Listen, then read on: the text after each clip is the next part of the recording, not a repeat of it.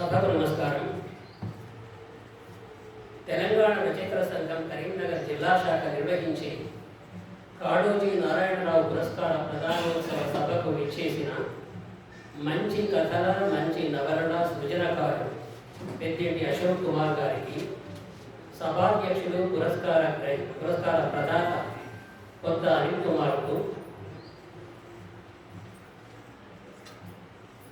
ఈరోజు పురస్కార గ్రహీతలైన పప్పుల రాజిరెడ్డి, గోగిలి స్వామిరాజులకు, నేను ఒక కవిని పరిచయం చేస్తే మరొకరిని పరిచయం చేయబోతున్న స్తంభంగాడి గంగాధర్కు, కొత్త అనిల్కు వెన్నుదన్నుగా ఉన్న దొమ్మాటి శంకర్ ప్రసాద్కు, గాయని నీలగిరి అనితకు, పరోపకారని పరమావధిగా భావించే బొమ్మకంటి కిషోర్ గారికి, పద్యాలలో అభ్యుదయాన్ని వినిపిస్తున్నటువంటి వేణుశ్రీ గారికి, ఇప్పటిదాకా పాట పాడిన సుగుణకు, మరియు ఈ సభలో ఉన్నటువంటి మీ అందరికీ కూడా హృదయపూర్వక వందనాలు. కొత్త అనిల్కు ఇటీవలే కాళోజీ పురస్కారం వచ్చింది. ఆయనకు అభినందనలు. ఇప్పుడు కొత్త అనిల్ తెరసం ద్వారా అందించే పురస్కారం పప్పుల రాజిరెడ్డిని వరించింది. తెలంగాణ జీవితం అంతటిని నిలువెత్తుగా నింపుకున్న, తెలంగాణ భాషను శ్వాసగా నిలుపుకున్న, వ్యవస్థపై ధిక్కార స్వరాన్ని వినిపించిన కాళోజీ నారాయణరావు పేరిట ఇచ్చే అవార్డు.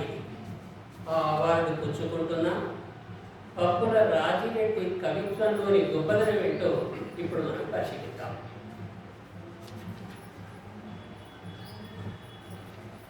సంఖ్యలను ఛేదించే ప్రతిఘటన, పిడికిళ్ల నినాదం మా కవిత్వం, తెలంగాణ పల్లెల కల్లోల హృదయం మా కవిత్వం, అడవులు మా కవిత్వం, ఆయుధాలు మా కవిత్వం, ప్రజలు మా కవిత్వం, ప్రజా వీరుడు మా కవిత్వం. ఇది రాజిరెడ్డి కవిత్వ వరుస. నా అక్షరాల గొంతును నిలివేసిన, నా పాటల చలనాన్ని తెగొట్టిన, నా పిడికిళ్ల కాంతిని నియంత్రించిన, నా పదచిత్రాల కళ్ళు పెరిగేసిన, వాటిని పునర్నిర్మిస్తూనే ఉంటాను. ఇది ఆయన ఆత్మవిశ్వాసం. తలలో నాలుకైన పాట గ్రామాల మించి, కూడల మించి, పొలాల మించి, కళాల మించి, మట్టి మించి పారుతుంది. పాట చావదు, నాగేటి చాలై నవ్వుతుంది. ఇది ఆయన ధీమా. మట్టి గర్భంలోంచి మంకెన పూ మొక్కలా దూసుకొస్తాను, వ్యవస్థ గుండె నదిరీలా కల్లోల కెరటమవుతాను, సాగర సంగీత మేడల్లో రేలపాట పాడుతాను. ఇది ఆయన తీరు. ఇతడు ఉప్పెనై, ఉరుమై, మేఘమై, మెరుపై, అడవై, ఆయుధమై, ఏరై, తల్లి వేరై, నరనరాల ప్రవహించే రుధిరమై ఆ ప్రవాహంలో తేలిపోతాడు. ఇతని కవిత్వంలో ఖడ్గహృదయం కరచాలనం చేస్తుంది. పక్షులు కువకువలతో స్వరచాలనం చేస్తాయి. చెమట నదుల హృదయాలు జీవనోత్సాహాలతో ఉలకరిస్తాయి. పాలుగా రాసిన బుగ్గలు గొర్రెలు కాస్తూ బతుకు గొంగడి భుజాలేసుకొని చెట్టు పుట్టతో చెల్లి చేస్తుంటే, బలపాలు పట్టాల్సిన చేతులు బలిని పట్టి పశువులను కాస్తుంటే తల్లడిల్లుతాడు.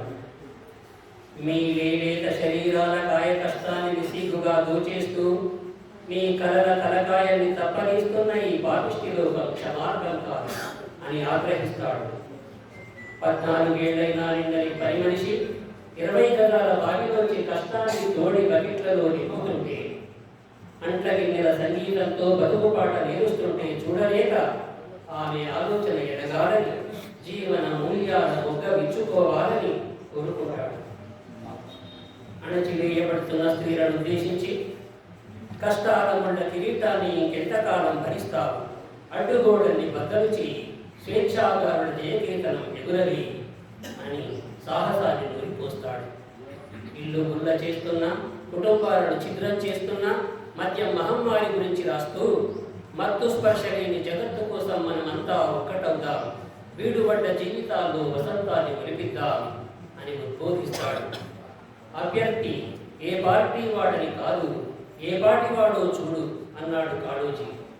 అందుకే ఓటు వేసే ముందు నిజానిజాలు తెలుసుకొని ఓ నిర్ణయానికి రావాల్సింది మనమే. ఈ రాజ్యం మనది, హక్కులు మనవి, నిర్ణయాధికారం కూడా మనది అని ఎరుకపరుస్తాడు రాజిరెడ్డి. మగవాళ్ళని గుడ్డిగా నమ్మి ప్రేమ ముసుగులో మోసపోయే ఆడవాళ్ళను ఉద్దేశించి కత్తి లేకుండా రక్తం అంటకుండా హంతకుడు విసిరిన యమపాశం ప్రేమ. గాలానికి ఎర అయ్యావా వారి కామాగ్నికి సహితమవుతారు అని హెచ్చరిస్తాడు. ఆత్మహత్య చేసుకోవాలని ఆలోచించే వాళ్లకు ఓటమి వెనకాల విజయముందని నమ్ము, ఆత్మవిశ్వాసం చిగురిస్తుంది అని తెలియజేస్తాడు. 1980-90 దశకంలో కలం పట్టిన కవులు కొందరు అడవి బాట పట్టిన మనుషుల గురించి రాశారు. రాసిన వాళ్లలో రాజిరెడ్డి ఒకడు.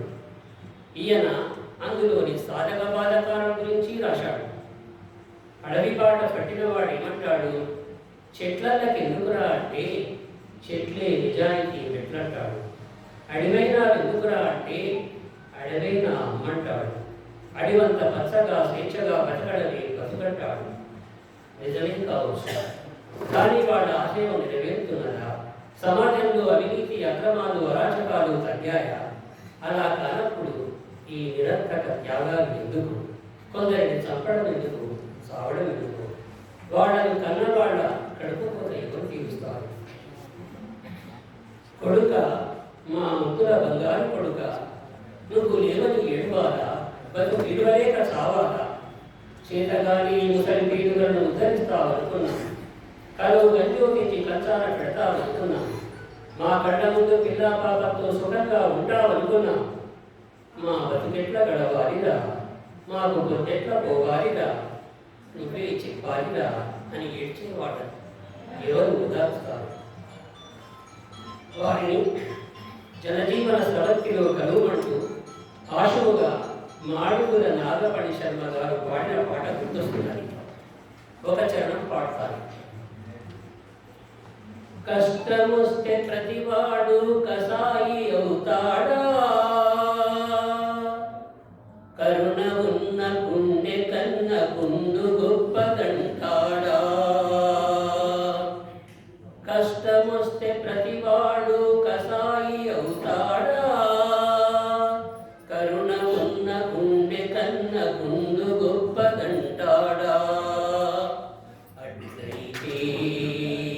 అట్లయితే ఈ నేలను బుద్ధుడు పుడతాడా, అహింసను వెన్నెల గుడి ప్రతి గుండెకు కడతాడా. రాయివి కాదు తమ్ముడు రాజు, మారితే దేశానికి రాజు. వరదగూడు కవితా సంపుటంలో ఆవేశంలో అక్షరాలతో నిప్పులు కురిపించిన పప్పుల రాజిరెడ్డి ఆ తరువాత వెలువరించిన ఆనవాలు గంగాళం కవితా సంపుటలలో కాస్త చదవబడ్డాడు. ఆలోచనకు ప్రాధాన్యమిచ్చాడు. పాఠకులను ఆలోచనలు పడేశాడు. వర్తమాన పరిస్థితిని పరిశీలించాడు. మనుషుల తీరుతెన్నుల్ని గమనించాడు. మనం మనుషులమేనా? మనుషులుగా మనగలుగుతున్నామా? మనం ఎడిపోతున్నాం? మన తరం ఏమవుతున్నది? మన గోతిని మనం ఎలా తోడుకుంటున్నాం? తెలిసే ఇదంతా జరుగుతున్నది. మనిషి రక్తం తాగనిచ్చిన మనుషుల్ని చూస్తున్నాం. మనిషితనం లేని దొంగ మనుషుల సమూహం హింసే పరమావధిగా ప్రవర్తమానమవుతున్నది. మనుషుల్లో నటనా కౌశలం పెరుగుతున్నది. మనిషికి మధ్య వస్తు సంబంధమే రాజ్యం ఎదుగుతున్నది. కన్న తల్లి వంటి చెరువు, కల్పవృక్షం వంటి ఊరు, పాడి బర్రె వంటి వాగు ధ్వంసమవుతున్నాయి. రియల్ ఎస్టేట్ పేరిట శిఖం మాయం, గుంట మాయం, కుంట మాయం, తేడా వస్తే మనిషి మాయం. మరి మనమేం చేయాలి? ఎవరికి తోచిన రంగాలలో మనిషి ఉద్ధరణకు, మానవతా వికాసానికి పాటుపడాలి. అందుకే పప్పుల రాజిరెడ్డి కవిత్వం రాస్తాడు. అమ్మా నాన్నలు లేని పిల్లల బాధ అర్థం చేసుకోవడానికి వాళ్ళ బాల్యంలోకి రావాలని, రైతువి ప్రపంచానికి అన్నం పెట్టే అమృత హస్తాలు, మన ఆకలి తీరడానికి వాళ్ళు ఎంత తోడ్పడుతున్నారు, ఎంత కోల్పోతున్నారు, వారి కోసం మన ఆచరణలో కొసరంత త్యాగానికి సిద్ధమవుగా అని అంటాడు. ఇలా పలు విషయాలను ప్రస్తావిస్తాడు. ఎవరి పేరిట రాజిరెడ్డి పురస్కారాన్ని అందుకుంటున్నాడో ఆ కాళోజీ గురించి ఓ కవిత రాశాడు. చిన్న చిన్న పదాలతోనే రాశాడు, కానీ కాళోజీని మన కళ్ళ ముందు నిలిపాడు. నిర్భయం, నిజాయితీ, నిప్పుడు గక్కే సూటితనం, ఆయన మాటల పరిమళం, మత్తడి దుంకే ప్రవాహ గానం, ముతకాంచు ధోతి, పెరిగిన గడ్డం కమీజు అంగి, చేతిలో వంకి కర్ర, భుజాల దుబార, ఓ సంచి శక్తిని కూడా, దొడ్డు కళ్ళద్దాల తెరల చాటు నుండి చూపుల కాంతుల్ని విసిరే పగడాల కళ్ళు, పక్కపచ్చని ఆ రూపం చూస్తే ఉగ్ర నరసింహుడు మదిలో వెతురుతాడు. ఉరిమే ఉద్యమ మేఘమై నదిలిస్తాడు.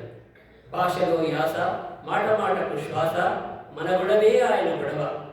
ప్రజాస్వామ్యం, పౌర హక్కులకు భంగం కలిగించే శక్తులకు సింహస్వప్నం. మొండి ధైర్యం, కటువైన హితబోధ. తెలంగాణ బతుకు వేరే, భాష వేరే అని నినదించిన ప్రజాకవి కాళోజీ తెలంగాణ స్వప్న సాకార యజ్ఞంలో సోమయాజి. ఇది కాళోజీ గురించి ఆయన రాసిన కవిత. అంతేకాదు, పల్లె పాటకు ప్రాణ పరిమళ మధ్యన, పాటకు పాలు తాపి ఉగ్గుబెట్టి శిక్షణనిచ్చి జనవాణిలో జనానికి అంకితమిచ్చిన కూడా అంజయ్యను కొనియాడినాడు. ఇంత బాగా వచన కవితలు రాసిన రాజిరెడ్డి భక్తి, దేశభక్తి, సామాజికత నిండిన పద్యాలు రాసినాడు. జనానికి పద్య నీరాజనం సమర్పించినాడు. నేను పద్యప్రియుని కాబట్టి 2 పద్యాలైనా పాడతాను. అందులోకి రామప్ప గుడిలోని రమ్య శిల్పావళి, నీ కీర్తి చాటింప నిలిచియుండే, తాజ్ మహలులోని తాజాదనం బంత, నీ తేజమును చాల నింపివేసే, అమరావతి శిల్ప అపురూపమలుపులు పట్టి చూపించే నీ ప్రతిభ తీరు, ఒరుగల్లు నందున వరుసతో పేర్కొన్న 1000 కంబంబులు విలువ పెంచే, అమ్మ నీ యశచంద్రికలందుకొనుట దుర్లభముగాక సాధ్యమే, దూరదేశవాసులిట చూడవత్తులు వాంఛతోడ భరతదేశంబు దర్శింపబాగుగాను. ఇంకో కథ పద్యాన్ని చూద్దాం. తినవలి తృణధాన్యంబులు, వినవలి సజ్జనుల మాట, వేగిర పడకన్, కనవలి సమయపు సారణి, మనవలి ఈ జన్మమందు మాన్యులు మెచ్చన్. ఈ కవి తన భావాలను వచన కవితలను వ్యక్తీకరించినంత బలంగా పద్యాలలో వ్యక్తం చేయలేదు. ఇంకా చేయడానికి ఇంకా సాధన చేయాల్సి ఉంటుంది. మొత్తం మీద రాజిరెడ్డి కవిత్వాన్ని చదివితే ఆయన ఏం చెప్పదలుచుకున్నాడు? స్పందన స్పర్శ లేని మనిషి ఒక మనిషేనా? తడి తపన లేని హృదయం ఒక హృదయమేనా? ప్రేమ జాలి లేని బతుకు ఒక బతుకేనా? ఒక మంచి మాట కోసం, ఒక ఆప్యాయత పిలుపు కోసం, ఓ చల్లని స్పర్శ కోసం, ఓ చల్లని కరచారణం కోసం బతుకుదా. ఇది ఆయన కవిత సారాంశం. ఇంత మంచి ఆశయం కోసం కవిత్వం రాసిన రాజిరెడ్డిని అభినందిస్తున్నాను.